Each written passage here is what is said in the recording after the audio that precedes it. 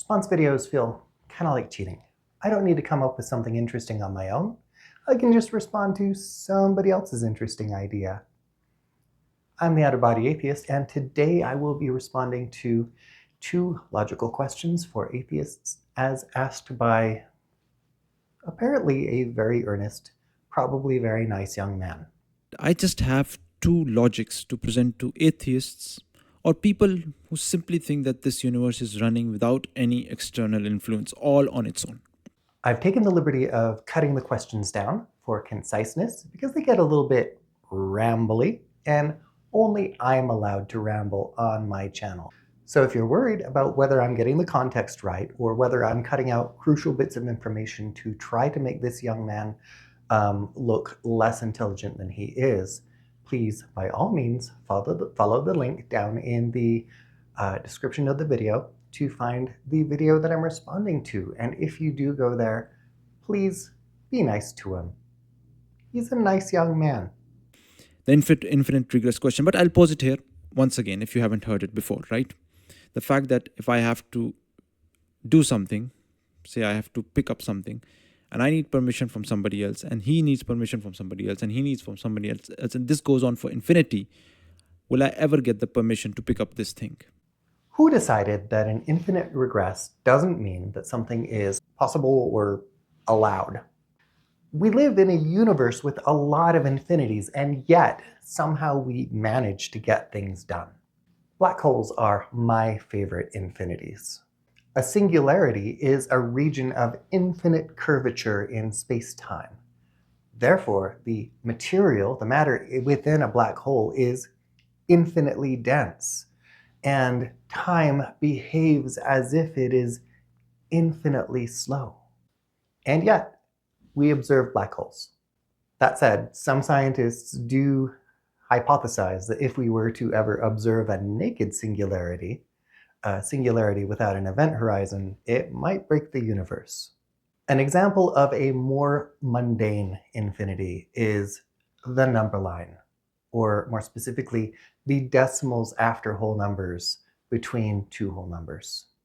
Every 2 points on a number line have an infinite number of possible values between them, and yet it is possible to count by whole numbers from 1 to 2 to 3 to 4. I've just spanned 4 infinities. How long did it take me? Not infinity years. The digits of pi are infinite, and yet we can calculate the circumference of a circle in a finite amount of time. Of course, the logical answer is no, because it's going on for infinity, right? Likewise, the fact that we human beings are here, the universe exists, we needed a creator for it. There is no evidence that the universe required a creator, and you have presented no evidence that the universe required a creator. I'm afraid that's going to have to remain my position until somebody presents some evidence. An argument is not evidence, but a good argument is based on evidence. This explains why your arguments are bad. They aren't founded on any evidence, just assumptions and presuppositions that have absolutely no bearing on how the universe actually works. But that creator needed a creator, and that creator needed a creator. It went on for infinity. Would we ever exist? And the logical answer is no, because this cycle is going on for infinity. So logically, we couldn't exist. The fact that we are existing, it means there was some end to this infinite chain. The infinite God regression only comes up because creationists keep insisting that everything that exists must have a cause. This is usually some variant of the cosmological argument. Saying that the creator God cannot have an infinite regress does not solve this problem for creationists. If the creator God always existed, then an infinite amount of time had to pass before the creator God got around to creating our universe. Therefore, by your very own logic, our universe cannot have been created yet because time before our universe hasn't finished and never can. One infinite God has all of the same problems that an infinity of gods have, just rolled into the one God. And if we try to solve the problem of an infinite God by saying it exists outside of time, then we just create a different problem. Change requires time.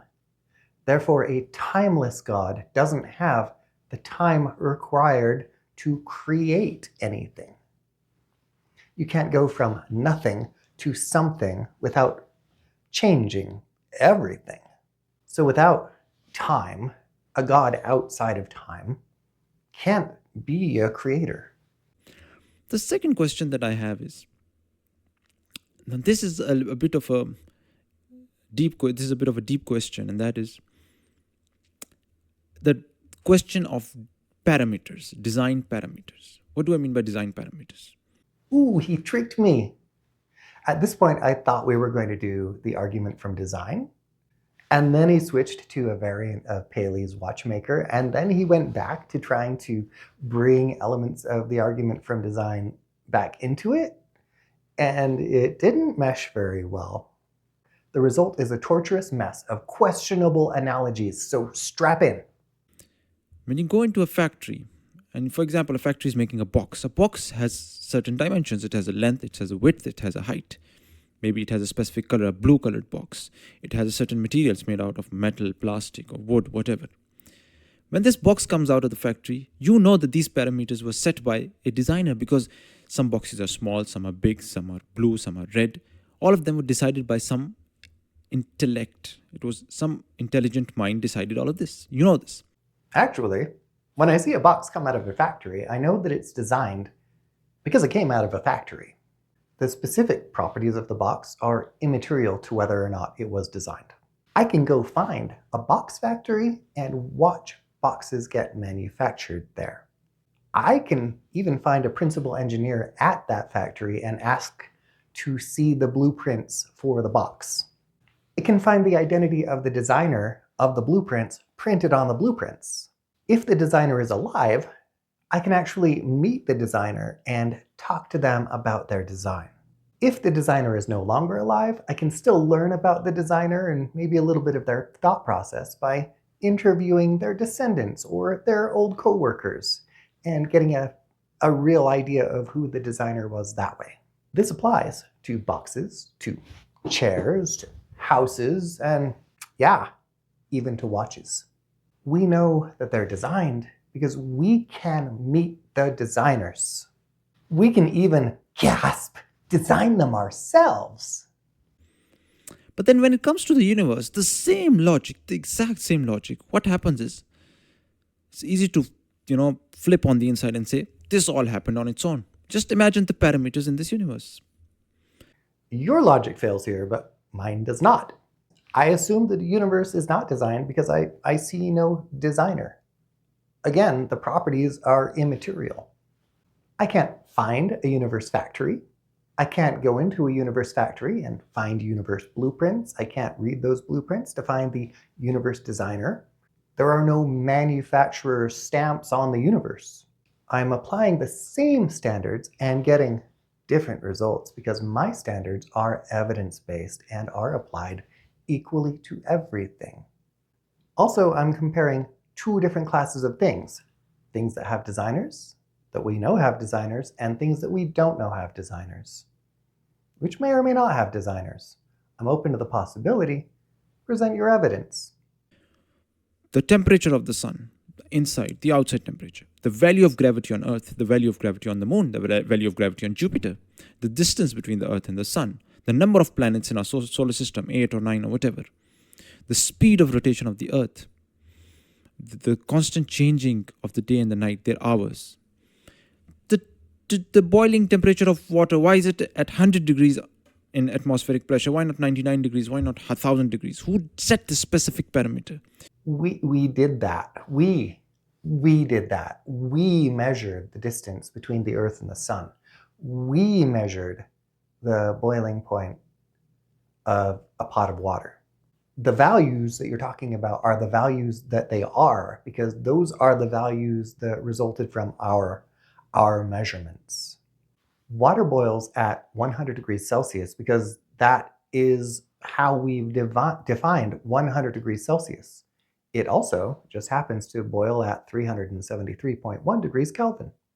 The distance from the Earth to the sun is specifically problematic to your argument because it varies all the time. It's never actually the same value, or at least rarely. Regardless, we can hardly call that a precise value when perihelion is 3.4% closer to the sun than aphelion. The number of planets in our solar system becomes even more problematic because now we have a problem with a compound definition. Are we going to define planets as bodies that orbit the sun directly rather than orbiting another body? Or are we going to define planets as bodies that orbit the sun at all? Are we going to count dwarf planets, or are we not going to count dwarf planets?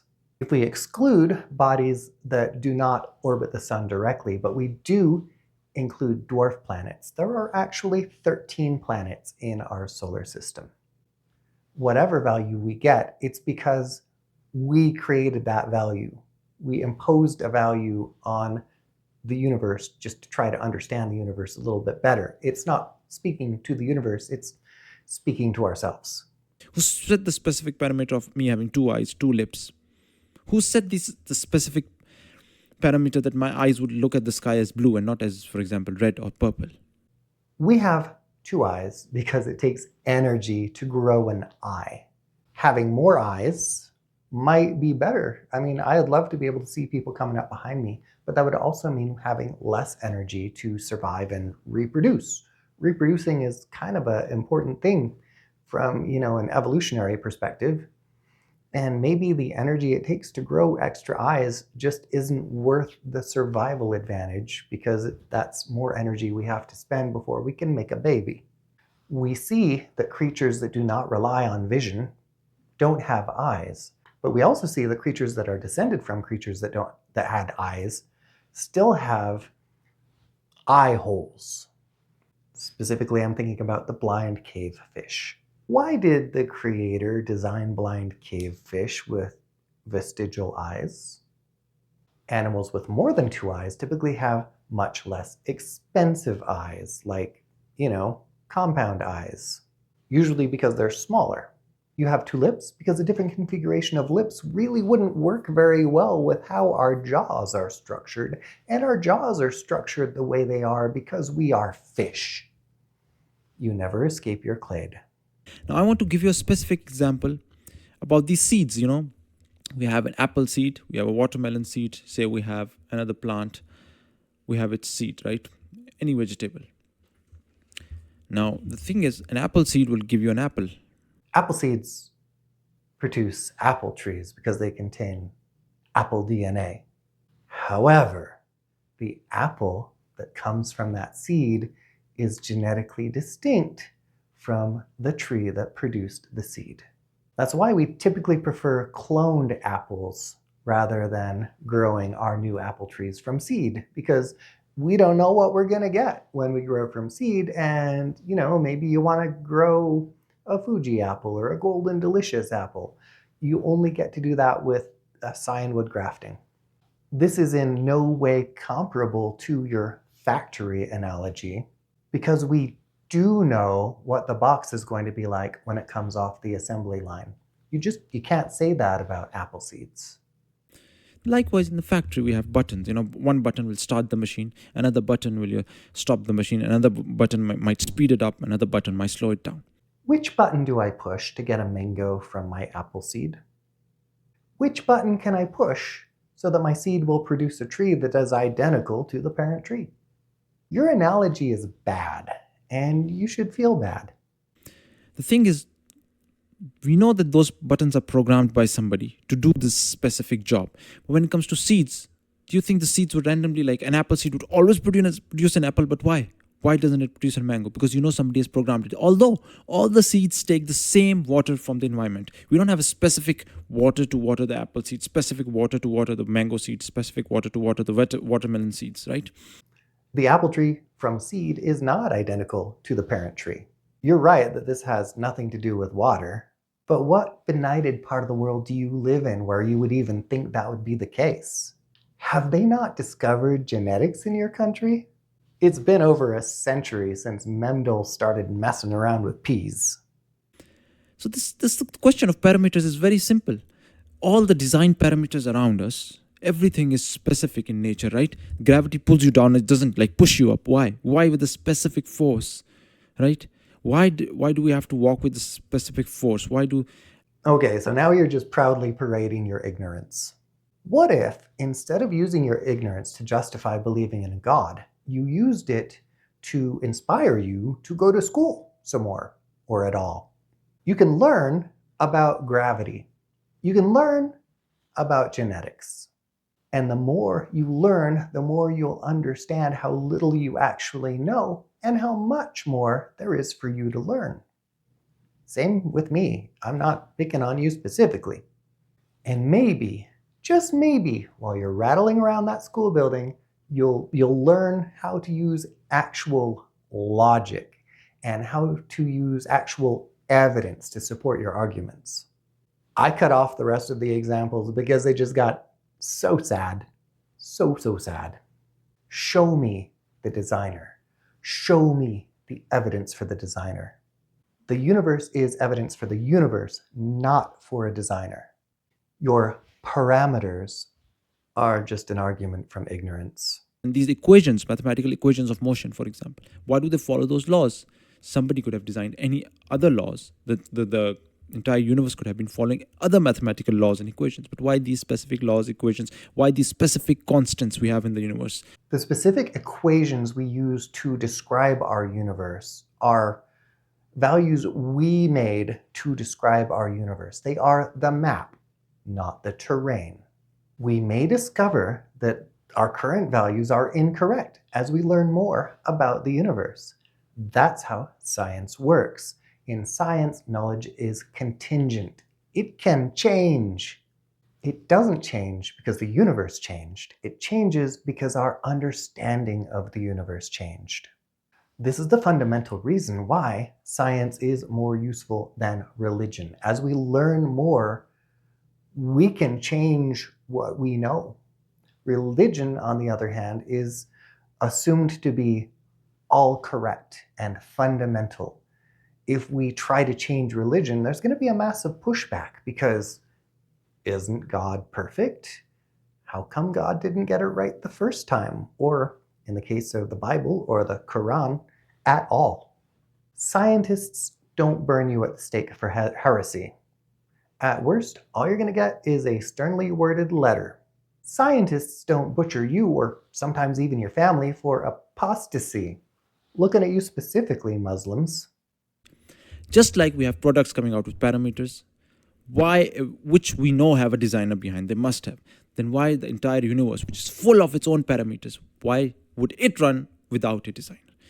Your argument from incredulity is noted. Your argument remains bad. We can find a designer of a factory product or even a handmade artisanal product. I've designed a few of those myself. I call them artisanal because they're clearly not good.